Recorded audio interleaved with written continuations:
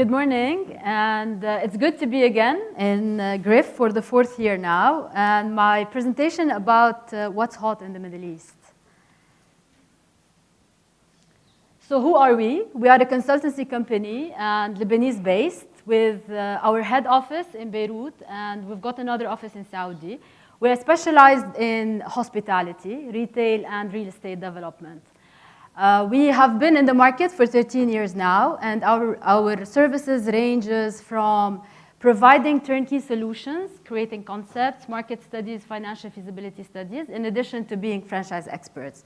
So we help brands existing to expand outside of their home countries.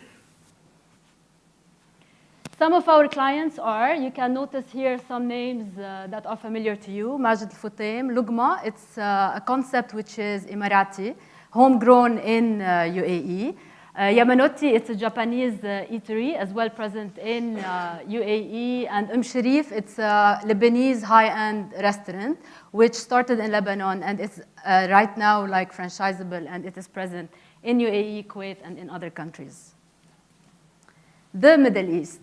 It's a big region, 15 countries, 400 million inhabitants, so almost the same size of the US. Various influences throughout the history, contrasted GDP. So it is a region worth talking about, especially about trends and what's hot in there.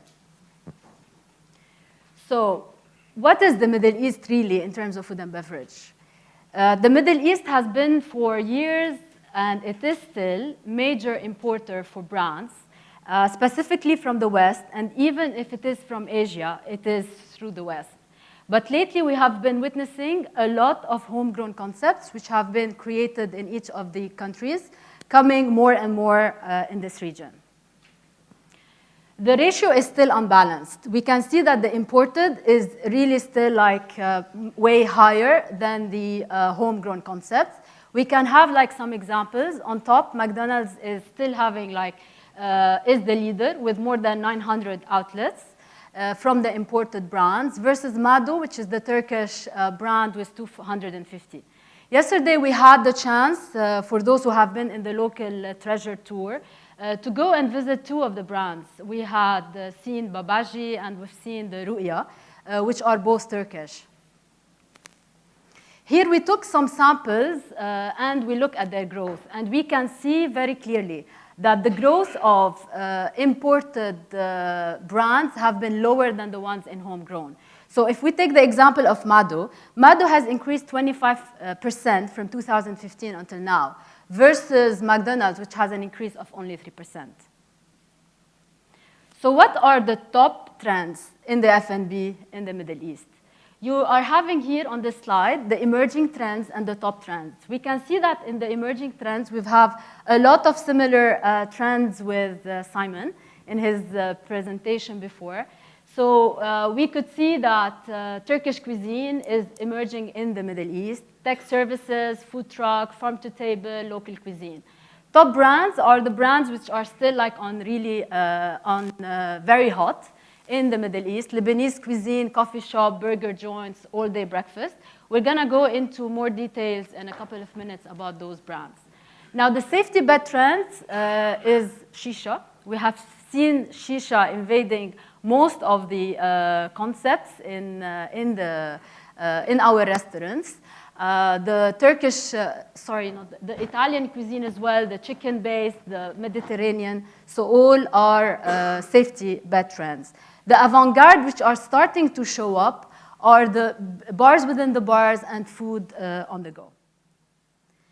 So if I start with one of the trends, which is the tech services. Tech services come in many forms. It can be online food delivery platforms, Uber Eats and Deliveroo. Yesterday, even in the session that we had about Iran, Ali, our colleague, has spoken about that trend, which is as well present very much highly in Iran.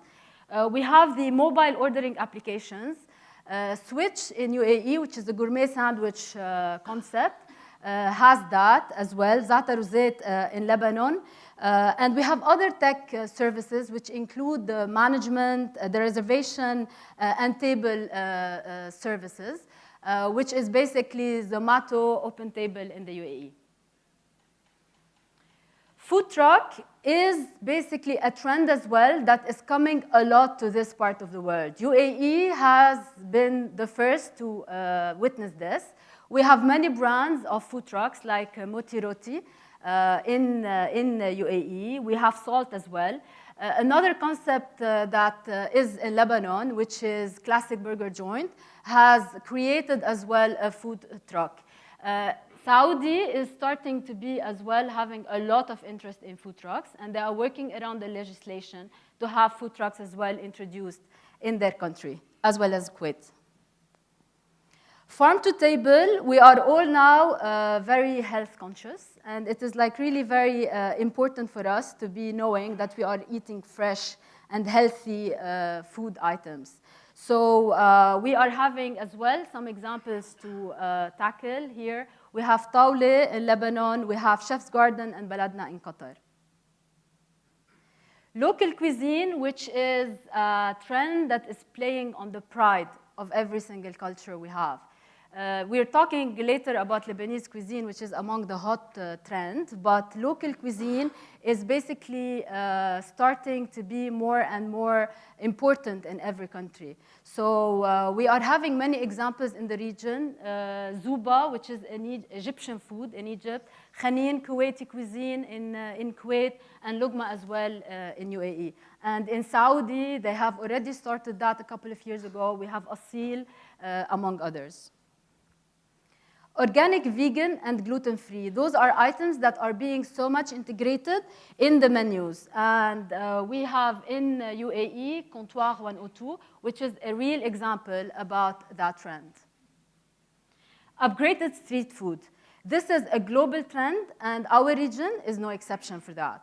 So we are having like street food using higher quality of ingredients. And we are witnessing that by many of the ingredients that are being integrated in those. So we have like concepts like Sandwich Factory, which is born in Qatar, Tacado Mexican Kitchen, and again, Switch and Zaroub, which are born here in UAE. Hybrid eats are basically combined ingredients from different culinary traditions in one plate. And this is as well so much going on in the ingredients. We've seen that in Simon's presentation. The cronuts, which can be a major example for that. All-day breakfast, because of the breakfast itself and because of the most, and it is the most diversified meal of the day. So we are having that as well integrated in many of the restaurants. Major examples for that can be Tom and Serge, More Cafe here in UAE, and we've got as well Futur Faris in Saudi. Lebanese cuisine, it is one of the very much hot trend. Why is it hot? It's because of the vegetarian, vegan options that they have. It is because of the sharing type of cuisine, which is as well there, the diverse recipes, and so on. Now, currently, we are witnessing that Lebanese cuisine is not only coming from Lebanon. We're having many of the countries who are creating their own Lebanese restaurants. For instance, in Saudi, there is a concept called Shababik, and it has been created in Saudi, in Jeddah. Here, we've got a Safadi, which is born as well in UAE. And Arz, Lebanon, which is born as well in UAE. Coffee shop, it is the top trend, be it American, European, Oriental. This is like one of the very, very hot trend. The Starbucks, the Tim Horton are still on top, but we are as well now witnessing more homegrown coffee shops. We're having one which is going to be upcoming in UAE. It's called Kava and Chai. And we have as well a lot of specialty coffees, which is being introduced.